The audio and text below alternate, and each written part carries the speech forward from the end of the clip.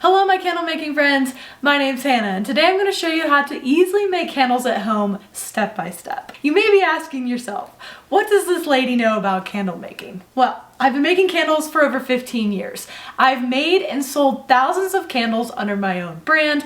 I've worked for one of the largest candle making companies in the country, and if that's not enough, I've even received an award for reaching and surpassing 100,000 online orders for ProCandleSupply.com. The reason I'm making this video is I wanted to pop on and show you just how easy and fun it is to make candles, but also there's recently been a large influx of cheaply made, low quality candle making supplies that have been reaching and hitting the market. If that's the type of candle that you're trying to make, then you're watching the wrong video. Stop, hit next, keep going, because I'm only interested in making high quality, strong smelling, professional grade candles. If you want to check out any of Pro Candle Supply's candle making supplies or kits, make sure you check out ProCandleSupply.com where you can find full step-by-step videos. Or if you're interested in starting your own website to sell your candles on, I may be opening up a few spots in my private course, so if you're interested, send me an email. Now, let's get started. Today I'm going to be making 3 honeysuckle jasmine scented soy wax candles. I pulled these supplies from our amber jar candle making kit. A lot of people get intimidated when starting candle making. It's not difficult at all. There is, however, some chemistry behind it and details do matter. You want to make sure you use a scale to measure by weight. You want to make sure that you measure your temperatures. You want to make sure that your candles cure. One of the most important details about candle making is also the wick. Many times what I read and see is that people say that everyone gatekeeps wick sizes. Let me tell you that there is no gatekeeping. It is simply based on testing. In order to get a properly, safely burning candle, you must wick test. Any factor that changes in your formulation can affect the chemistry behind the candle burning properly. Once you get all this down and you understand the basics behind it, it's super easy to replicate a candle. Today's honeysuckle jasmine is inspired because spring is right around the corner and this is a very strong smelling, popular fragrance. Today I'll be using the Golden Brand's 464 soy wax, our 9-ounce amber glass jars, the Eco Wick series. If you want full details on the wick size that are used in this kit, you can find it on the detail page on ProCandleSupply.com for the amber jar candle making kit.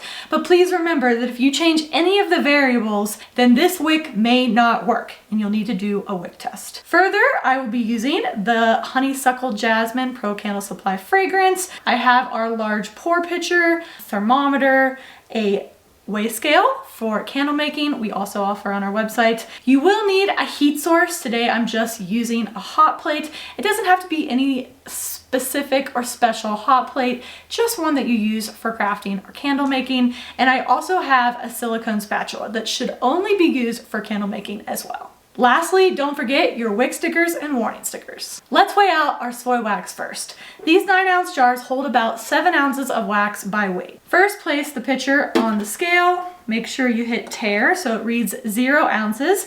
And then 7 ounces in one jar means that I need 21 ounces total for 3 jars.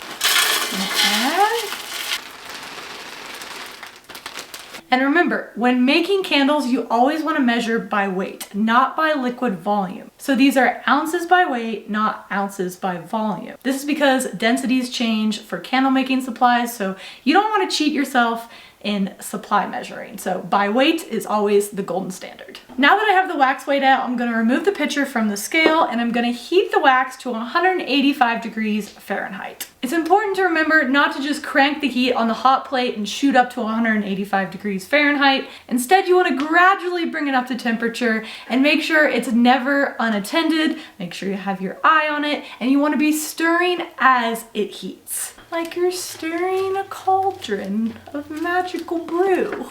Don't forget to add your thermometer so you can monitor the temperature as it heats. Now that my wax has hit 185 degrees Fahrenheit, I'm going to remove it from the heat source and place it on a heat safe surface and then turn off my heat source. Next, I'm going to add my fragrance oil. So I'm gonna pull out my scale again. I'm gonna be using 9% fragrance load, which means you take 9% times the amount of wax that you're using by weight. So I used 21 ounces of wax by weight times 9% is 1.89 ounces by weight of fragrance oil. So I'm just gonna place my pitcher on a scale that's been turned on. I'm gonna tare it so it reads 0 ounces, and I'm gonna add in 1.89 ounces of fragrance oil. If you prefer, you can measure out your fragrance oil separately in a little fragrance cup and then add the fragrance in, but I'm just going to place the pitcher on the scale and measure as I pour. I've done this a few times. 1.89. Once my fragrance oil is added, I'm going to stir for at least 30 seconds to adequately mix the fragrance oil with the wax. Once I've mixed thoroughly my fragrance and wax mixture, I'm gonna set it to the side and let it cool to about 135 degrees Fahrenheit. During that time, it's a great opportunity to prep your jars. So I'm going to take my wicks, the Eco Wicks. I'm going to place a wick sticker on the bottom of each wick, like so. I'm gonna press firmly, then you're gonna pull the tab off the bottom, and then you're going to center the wick into the center of the jar, doing the best that you can. Then press firmly on the bottom of the wick so that it doesn't come loose.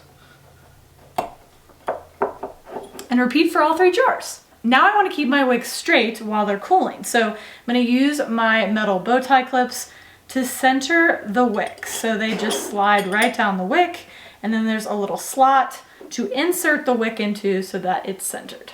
Voila! Your jars are prepped. Once that your wax has cooled, they are ready to pour into. I always like to space them out a little bit because if they cool spaced out, they cool more evenly. And when you allow a candle to cool evenly with adequate ventilation and an evenly temperatured room, it helps with the candle to form correctly. Avoid wet spots, wax pulling from the sides, adhesion. These are all details you can learn about later, but I just spaced them out a little bit to help with the cooling factor. Once your wax has reached approximately 135 degrees Fahrenheit, then you just pour into your prepped jars.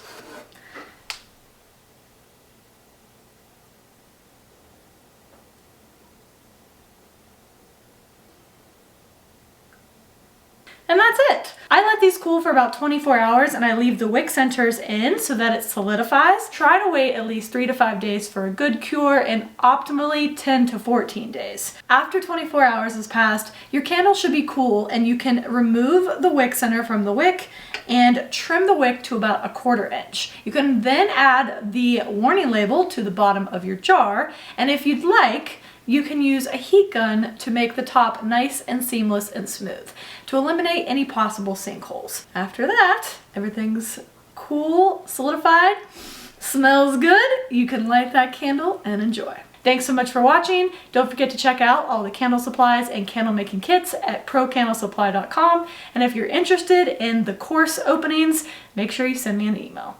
Have a great day.